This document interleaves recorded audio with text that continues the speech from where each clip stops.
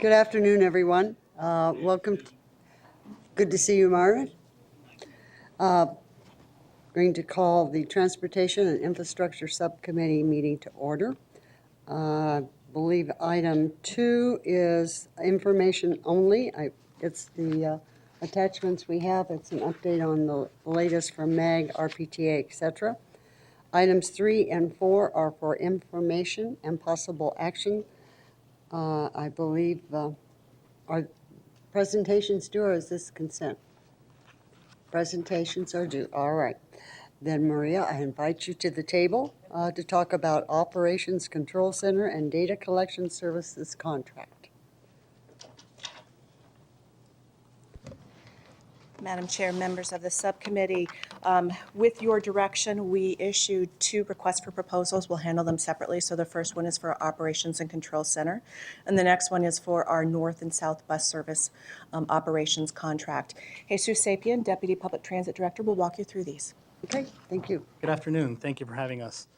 The first item we have is for proposed contract award for our Operations Control Center and Data Collection Services. The OCC, I always mention to people, is kind of like a control tower at the airport.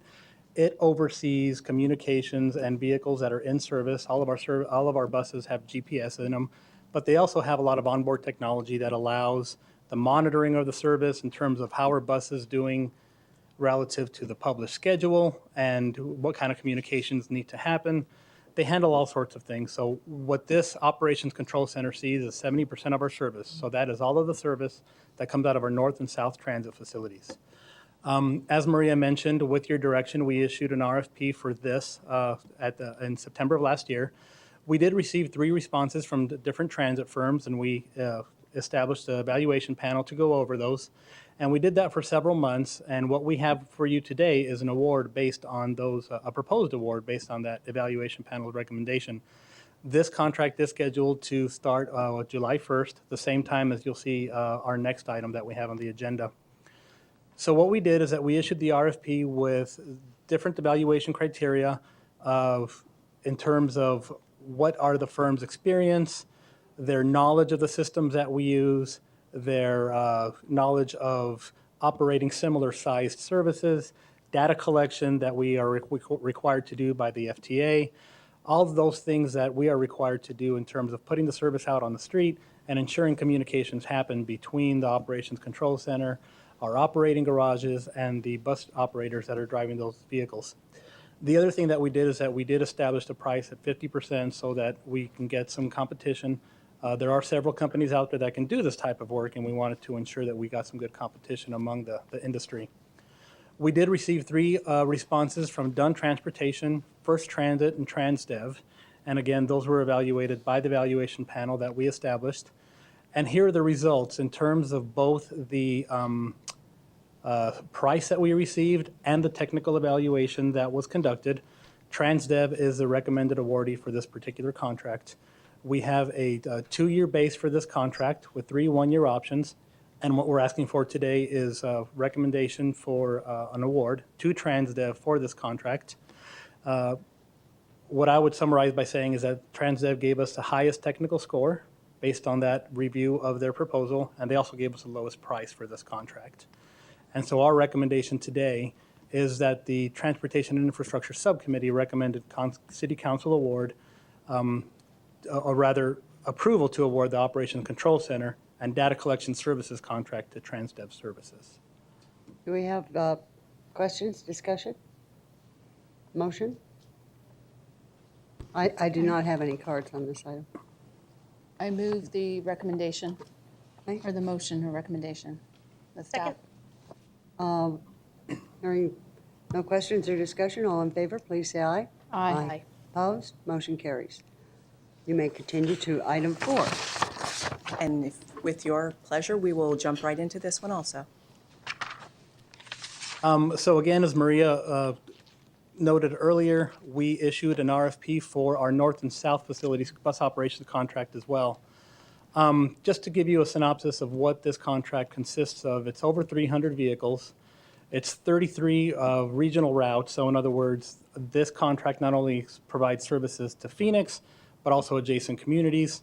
70% of Phoenix's transit service. It's 26 local routes, 2 neighborhood circulators, and our 5 rapid routes that we operate today.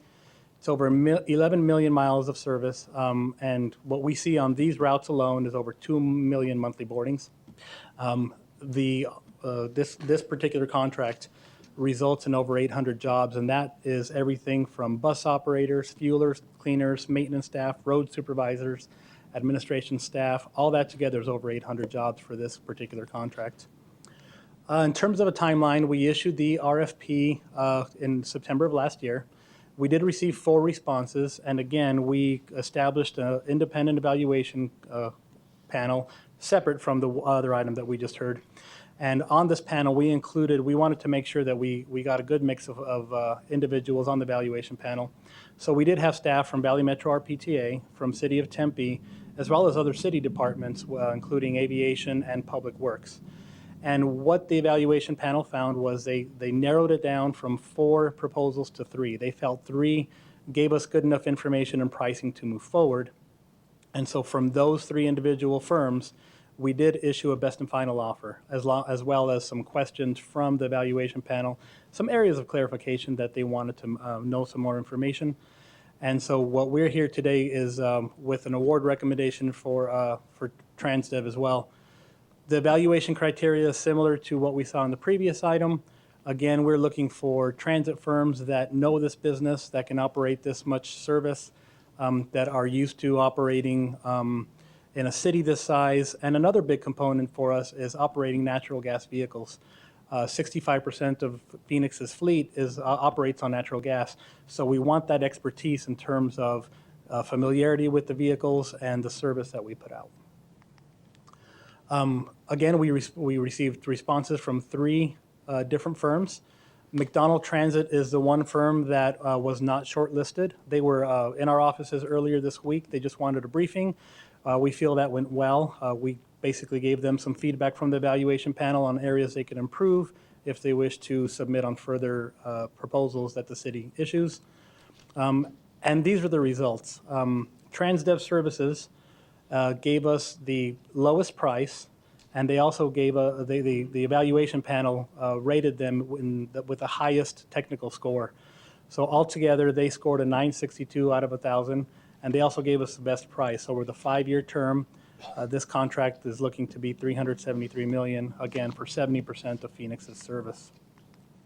So with that, we're here today to request that the subcommittee recommend City Council approval to award the North and South Transit Facilities Bus Services contract to TransDev. Madam Chair, members of the subcommittee, I do want to note that on both of these contracts, I failed to mention that on the Operations and Control Center, we have not received any protests, and we are past the period to protest. Any questions? I do, go ahead. If you want to do cards first. I would say I have a card. Mr. Cornelius? Well, hello again.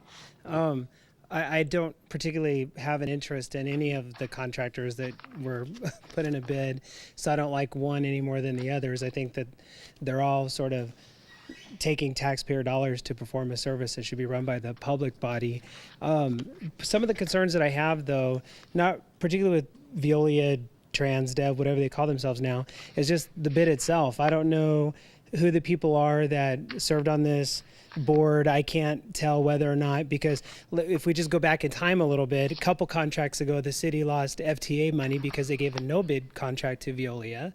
The last contract, the mayor, there was a lot of publicity over about the mayor's relationship with Veolia. So I just think that this contract, we should probably be as thorough as possible in letting everybody know who was sat on the committee to make sure that there was no connection to Veolia. I also just want to point out that the profit that's built into some of these contracts.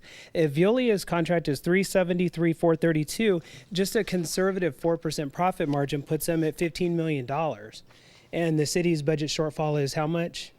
And we're giving $15 million away to a foreign corporation to run a public service. I think that all of this should be part of the discussion, and I continue to hear that it's not. So I think that it's something that everybody needs to think about. It's not about a fight with us and the unions and the companies. It's really a citizen saying that I want my taxpayer dollars to go to the service and not $15 million overseas.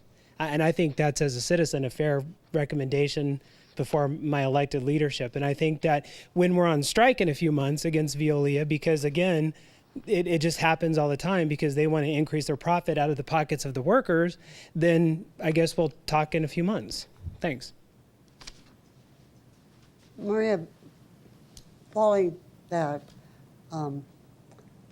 the council had an opportunity to discuss whether we wanted to hire an outside contractor, and I believe that was part of giving you the authorization to go forward with an RFP. Am I correct, or are you, Rick?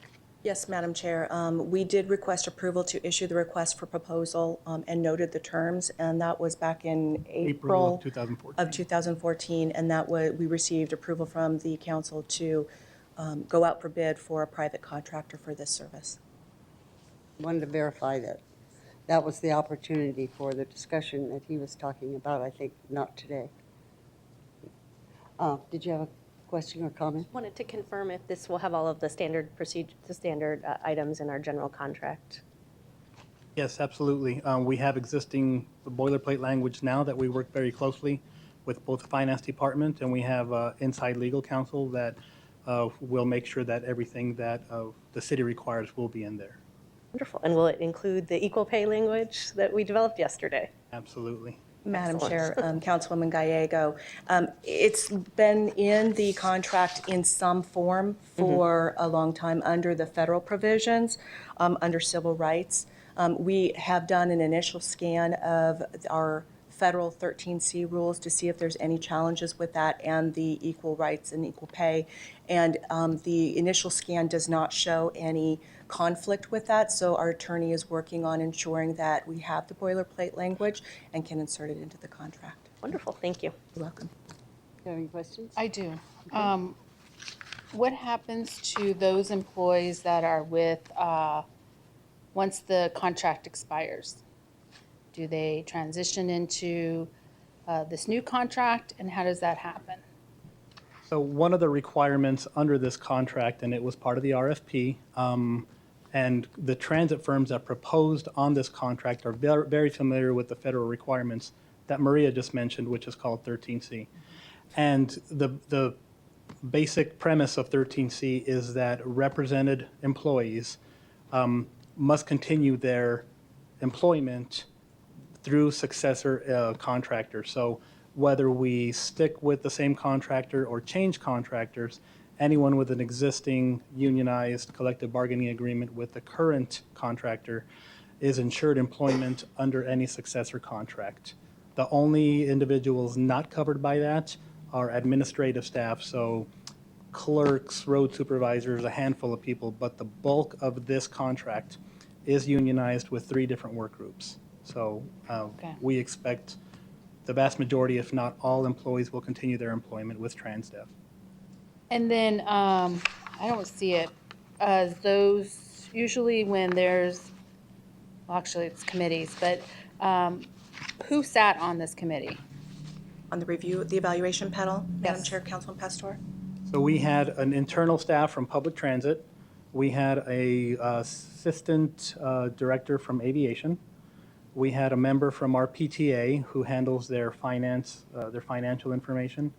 We had a fellow transit manager from a city of Tempe, and then we had an individual who handles contracts for public works. So 5 individuals total, only one of which was internal to public transit. But what we were looking for is to establish an evaluation panel of individuals who are familiar with contracts, managing contracts, transit or transportation services, unionized workforces, all of those types of facets that go into a contract like this. So I don't know if it's a norm, but we didn't have a citizen that, actually a writer that could have sat on here. And I know that's technical, but it's kind of like the FAA that we're going through. And we now have citizens participating in that process. And so I'm hoping for the future that someone that is a writer or uses public transit that will be able to sit on one of these committees or be part of the decision-making. Excellent suggestion. Thank you. I have no further cards. We have no further discussion. Do you have a motion? I move approval of the transportation infrastructure approval to award the North and South Transit Facilities fixed route bus services contract to transit. Second. Okay, we have a motion second. All in favor, please say aye. Aye. Opposed? Motion carries. I believe that takes us to the item 5, which I believe we are going to have you bring the update next month to us. Okay. And tell us where you are. I know it's already had pre-authorization by the council, but we wanted an update to see that it was on track and we can get the ugly fence down. We'd be happy to, Madam Chair. Madam Chair, if we get through the RFP process and have a recommendation, would you like that to come through this subcommittee before it goes to Sure. the full council? So we Yes, can- we that can would be arrange for great. that. So what I understand right now, it's going to begin the RFP process. Relatively soon. Albert knows the timeline. And then we'll just- Oh, well, Here we go. I guess we're Let's hearing just it. go. So here we are, fast forward a month, right? I'm joking. Time flies when you're having fun, huh? That's right. Madam Chair, Councilwoman Pastor, we have not begun today's update was mostly just that, an information item for an update. What we mostly wanted to bring back was after we did receive council's approval, and I guess I should click through this. So just for bearings purposes, here, the graph there shows you both Lot 1 and Lot 2. What we're talking about today is specifically Lot 1, which was, and its original intent was going to be a multimodal type connection between 3 different bus routes that would have a multimodal connection to the light rail station there, which is Lot 2. Last week, we actually went through City Council and the replat was done, and all that simply did was delineate Lot 1 versus Lot 2 versus having 5 different parcels. So here's a little bit of just quick background. As was noted back in October of 2013, that's when we did receive council's approval to begin looking at an RFP for a disposal of Lot 1, which was a multimodal facility that was no longer needed. Since that time, we did get concurrence from the Federal Transit Administration back in April of 2014. And then, like I said, last week, we got the replat done, and we're currently working with real estate on the finalization of the appraisal. So as far as next steps, and the timeline here is very flexible. We want to make sure that we do our due diligence, involve the right departments, and of course work with the respective council offices. And that's what this slide speaks to. And really what the desired outcome here is to take that corner, which we know has a lot of potential, which we have ownership of the multimodal connection, then it's privately owned at the corner, and have some type of a transit-oriented development that would be aesthetically pleasing for that area there next to the light rail station. If and when an RFP were to be finalized by staff and in the support of City Council, there would be a 30-day period for applicants or proposers to respond. We would then put together a panel of both that would consist of members of the area, both in the neighborhood, as well as the business community, as well as city staff. And then, of course, before any kind of final business agreement or terms, we would come back, like Rick had mentioned, to the subcommittee with those final terms. And then after subcommittee, we would then move forward to the city council. Right now, we have not begun any work on drafting the RFP. What we wanted to do was come here first, give an update to the subcommittee, take any comments that you all might have, and then begin working as a staff based on that direction. And then, of course, on a step-by-step process, work with the council office as we develop whatever the path is that we desire to go forward as a city. Well, I know the property owner adjacent to that has their zoning, and they would like to finalize their design. But they're waiting to see what happens with this parcel because they would like to not only finalize the design, but begin to build the project. So that's why I've been encouraging you to get the RFP out. So we love the jobs that construction creates. I'd like to see that corner filled in and definitely see the ugly fence torn down. Madam Chair, that we have been throughout the years. There have been inquiries that have come in. We wanted to make sure, again, that it was a part of a federal process, that we got through all of the requirements with the federal government. We also did circle back with Valley Metro to ensure that this particular piece was no longer needed as a part of the light rail project, and that has been concurred. So we've done all of our due diligence to allow us locally the flexibility to determine what we want to do. So that's the stage that we really are at. Again, we haven't started drafting the RFP. We just wanted to make sure before we even started to go down a path that we brought it to you all, and then as we begin that process that we go step by step, informing you all at each step along the way. Any questions, comments? I just hope throughout this whole process, I'm informed at each step. The other dynamics is that it would be nice to see that area built, but right now that area is in the middle of influx because there's a lot of dynamics happening within the four corners. So just be cognizant of that. Absolutely. We know there's a lot of sensitivities there. So. Okay, well then you'll bring it back to us to tell us, give us the RFP update. Is that correct? Yeah, I and then in understand? between, then there will be lots of individual briefings and making Okay. sure that your offices are updated as we move through each step. Sounds good. Okay. Okay? All right. Thank you very much. Next item is call to the public. I do not have any cards. Is there anyone wishing to speak? Oh, my goodness. Oh, all right. Come on up and I just have a quick question in regards to that last item, number 5, the Camelback and Central property. I take the train all over the valley to do my job as an interpreter, and I pass through that station quite a bit. And I'm just kind of curious, excuse me, the adjacent lot was mentioned, and I'm just kind of curious as to what type of development is kind of in the works or on the table for that corner, that southwest corner of Camelback and Central. Is there any kind of, can anything be said to that, or is that? I don't think we can respond at this time, but I can have staff give you a report and let you know what the zoning has been approved for and what's planned. Okay, thank you very much. You're very Appreciate it. welcome. Is there anyone else? Right up. Put me down there too. Oh, boy, we're getting all kinds of takers now. Good afternoon, Madam Chair. You guys switched days on me, and I went, hello, I'm in a meeting today. I was late because I came from MAG. Currently, I have an email with Transit Department about a item on 19th, which is being processed, and I'll let you know the process on that is an opposed removal of a bus stop at the Fry's at Marketplace at 19th Avenue in Glendale. I'm talking with staff on that item, and I mentioned it at MAG as well. But you guys have on the agenda about that Camelback stop. Me as a blind person, due to extra steps involved, I do not switch buses at that spot because I have to go over to a street and then back up. So when that property is developed at Camelback, if you could be nice to us and give us a plaza or a path that goes from the light rail station to the corner to help us get a little bit more friendly accessibility to the bus stops.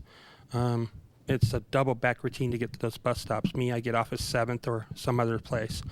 But one of the things I mentioned at MAG, and I'm going to mention it here as well, is summer is approaching us quickly, and I'm concerned about my friends who have to take the bus, specifically ADA and whatnot. The thing with 19th is a bus stop was removed, distance involved to get to set store or whatever.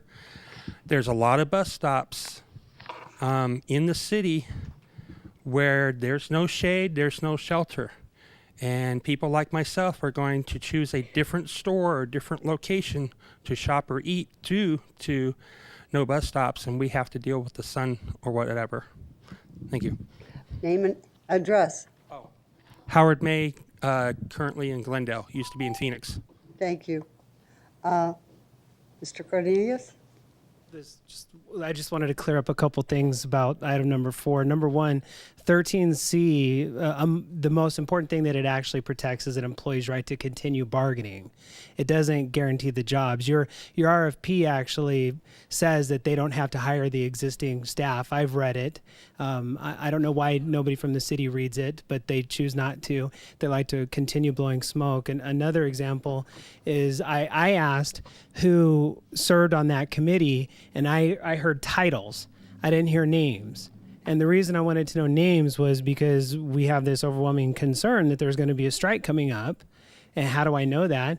Well, there was a strike last time when we told you you need to do better. And then there was a strike the previous time when we told you, you need to do better. The community deserves better public transit, and you have an obligation to the community to do right by the community. Some of the other things that I heard the city say was that they went through this evaluation process. Well, I haven't seen the RFPs. We didn't see any of the proposals. And when the RPTA gave the first transit property, which is currently Mesa and Tempe, to First Transit, we requested and we were able to get copies of all of the proposals so that we knew what was going on.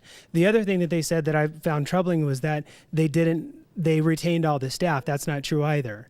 Veolia, through some shaky relationships, actually offered a buyout. I don't know if anybody told you that, but they initially tried to not hire 100 employees the last time, which is what they're going to try and do this time. But because we keep publicizing this, and the citizens keep going after you guys and saying, why do you guys continue to let this happen? Then you call us up and say, what can we do to stop it? Well, I'm trying to stop it today. Well, they're going to do another buyout. That's how they get around your questions and answers. And you should probably wonder how many people in the city staff are former Veolia employees or ATC or dating back. It's the same company, and all they're doing is helping the same company. Yeah, I got it. They keep getting the same company, the same money, taxpayer dollars. So when we're on strike in a few months and everybody says, hey, what can we do to stop it? Don't call me, because I'll say, I tried to warn you. Thank you. I believe staff can answer your questions and get that information to you. So, is there anyone else? Okay, seeing no one. Next item is future agenda items. I do have one. The parking meters, the new ones. Anybody sitting in a wheelchair cannot operate them. They cannot see the top, nor can they reach the top. Marvin? I just want to say I'm sorry I missed the mayor driving a bus. No, no, I'm just kidding. Strike, but it didn't last long enough. Any items? Would like to get an update on the Dial-A-Ride program. Okay. Do you have anything? All right. Hearing no future items, we're adjourned.